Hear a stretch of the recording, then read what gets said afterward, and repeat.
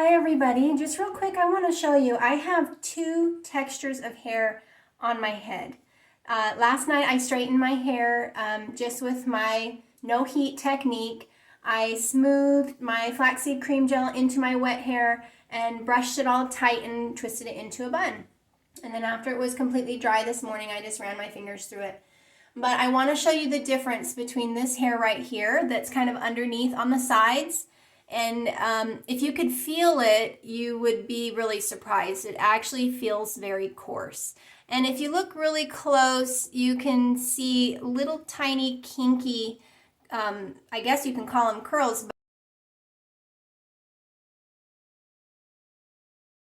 But even though everything else is straight and smooth, this hair right here is so different. So look at the back here. I got some waves. But this hair is really shiny, really smooth, really slick. And, you know, especially right here on top, this hair is much more fine, I guess. So this has become a little bit of a problem or an issue for me because if you ever pull your hair halfway up, then this is the part that always shows.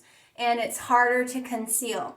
I usually have to add way more product to this hair and use different types of products than on the rest of my hair. So that's a hair tip for you.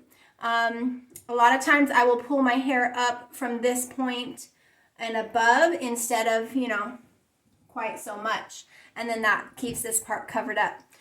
But one thing that I really have been wanting to do lately, now that I've started this experiment, is to take my straightener and see if it's just gonna smooth that out for me or not. And I'm gonna let you guys know, okay?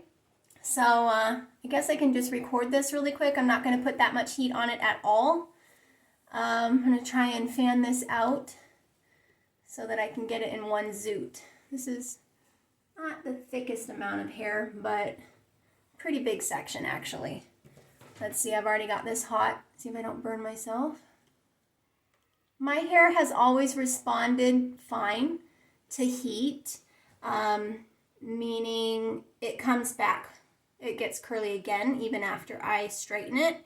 So I'm never worried about that. I think I only straighten my hair once every 3 years or something like that. And I hate the way my hair looks when it's straight. I'm in need of a really good trim. So my ends are very uneven. Oh, this feels so much better. Wow, it's so weird. So it's just the curls that make it feel rough. So that's another thing that I want to tell you guys. Oh, wow. And see, I don't really prefer my hair bone straight. So for me, that's enough. And it's easier to run my fingers through. This one, it kind of gets caught. So what I was going to say is there's this misconception that frizzy hair is damaged, but sometimes it will appear like damaged hair does, where it looks unhealthy, where it looks like there's split ends, or it looks fried, you know, or burned from processing or something. But that's not actually the case. If you get a good wash day and you put on the right products and take care of your hair, it'll all of a sudden smooth out. And the frizz will be gone.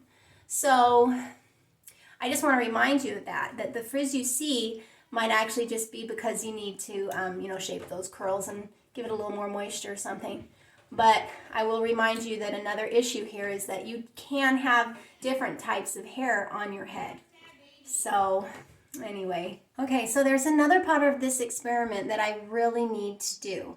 Now that I have used the heat on this high porosity, more coarse hair, I want to see if I can get it to go back to its curly state and if it's not going to be as coarse as it was before I applied the heat. I'm kind of just wondering about this today. So what I'm going to do is I'm going to apply my new product.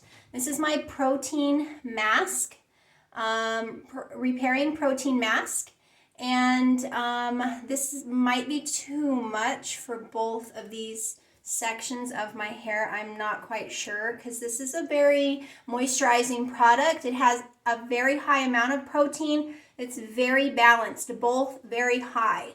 It's pretty thin coating, and I'm gonna mix it with just a little bit of water on my hands, kind of do the little emulsifying thing here, just to make sure that this won't be too heavy.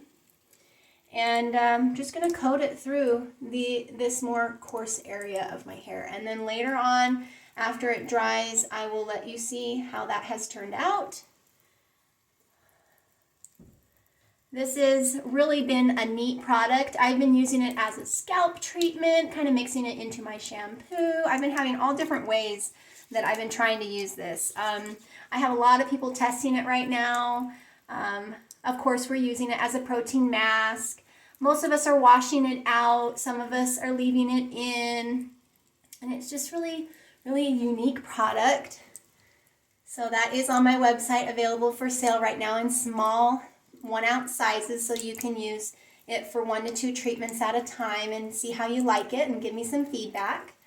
So anyway, because I want this to just be kind of wavy and similar, I think I'm not going to get it any more wet than that.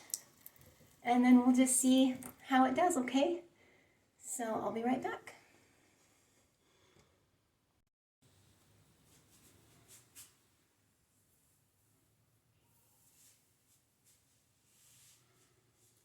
So, anyway, just showing you my hair all down. I really love these waves on top. It's fun to do something different, and look how long it's gotten. Oh my goodness. All right, so let me tell you how this experiment turned out. If I was to get this hair from underneath here, exposed, you could see I still have a little bit of kinky curls that came back. And that's okay, that's to be expected because it is the curl type. The product that I put on definitely made it more manageable and softer, and it really feels more moisturized and nice. So I'm really happy about that. Not quite as many kinky places.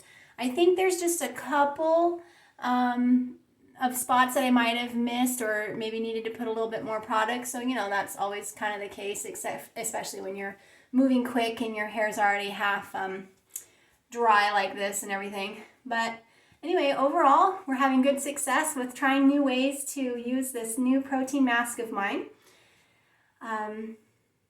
Anyway, I just would love for you guys to share with me if you've had similar experiences with your hair. You know, tell us about your curl type, tell us about your texture type, and some differences that you might be having on your hair.